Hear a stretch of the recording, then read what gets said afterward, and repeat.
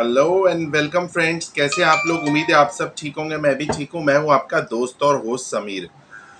दोस्तों, मेरे पास में रिसेंटली कुछ केसेस आए जिसके अंदर मुझे ये पता चला कि लोगों का ऐसा कहना है कि उन्होंने कुछ पैसा बचाने के लिए, अपना रेंट बचाने के लिए घर को हैवी डिपॉजिट पे ले लिया।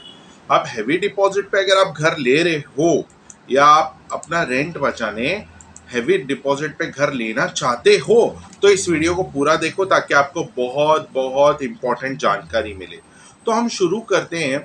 बेसिकली सबसे सबसे ज़रूरी चीज़ ये है कि अगर आप घर रेंट पे हैवी डिपॉजिट पे ले रहे हो तो आप रजिस्टर्ड रेंट एग्रीमेंट बनाओ। जी हाँ, रजिस्टर्ड रेंट एग्रीमेंट में और स्टैम्प पेपर पे बनाए हुए रेंट एग्रीमेंट में बहुत फर्क है। जो रेंट एग्रीमेंट स्टैम्प पेपर पे बनाया जाता है, हो सकता है कि आपको कोई धोखा दे या मिस अंडरस्टैंडिंग दे कि स्टैम्प पेपर पे रेंट एग्रीमेंट बना लिया है, जैसे 500 रुपए के स्टैम्प पेपर पे या 100 रुपए के स्टैम्प पेपर पे, और फिर उसको रजिस्टर नोटरी कराया गया। नोटरी करवाने में बहुत फर्क होता है। सिर्फ नोटरी करवा लिया स्टैम्प पेपर पे बना के तो वो रजिस्टर्ड एग्रीमेंट नहीं होता।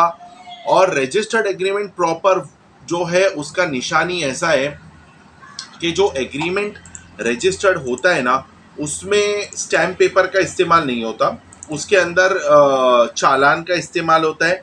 लेकिन चालान का इस्तेमाल होने के अलावा भी और भी पेपर वर्क होता है, जो मैं आपको अभी सैंपल दिखाता हूँ जिससे आपको पता चलेगा कि एक रजिस्टर्ड एग्रीमेंट कैसा होता है। अब जो चीटर लोग हैं, चोर लोग हैं, वो लोग एक रजिस्टर्ड एग्रीमेंट के होने के बाद भी आपके साथ चीटिंग कर सकते हैं। तो आपके लिए ये ज़रूरी है कि अगर आप जो प्रॉपर्टी हैवी डिपॉजिट पे ले रहे हो, अगर वहाँ पे कोई कोऑपरेटिव हाउसिंग सोसाइटी है तो वो सोसाइटी में एक इंटीमेशन दे दो कि हम ये जगह को हैवी डिपॉजिट पे ले रहे हैं, ताकि सोसाइटी वालों को पता हो। दूसरी चीज़ ये कि सोसाइटी से ये भी जानकारी ले लो, पता कर लो कि क्या इस घर पे कोई लोन लिया गया है। हो सकता है मकान मालिक जो है वो आपको ना बताए और उसने उस घर पे जैसे लोन ले लिया। जैसे अभी एक केस आया था मेरे पास में जिसमें मकान मालिक इतना बड़ा चीटर था, इतना बड़ा चीटर था कि मैं आपको बता नहीं सकता।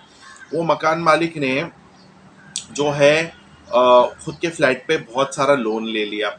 अब लोन लेने के बाद उसने उसके फ्लैट को एक आदमी को हैवी डिपॉजिट पे दे दिया। उसके बाद उसने एक आदमी को बेचने के लिए दे दिया और उससे जैसे 1 करोड़ का फ्लैट था तो बहुत सारा टोकन का पैसा ले लिया। और बिल्डिंग में ही कुछ लोगों के साथ बातचीत किया और उनसे पैसा ले लिया और बोला कि अगर पैसा नहीं दूंगा तो मेरा फ्लैट, मतलब उसका फ्लैट वो लोग ले सकते हैं। तो लोगों ने ये सोचा कह रहे ये तो इसी बिल्डिंग में रहता है तो भरोसा किया जा सकता है उस पर।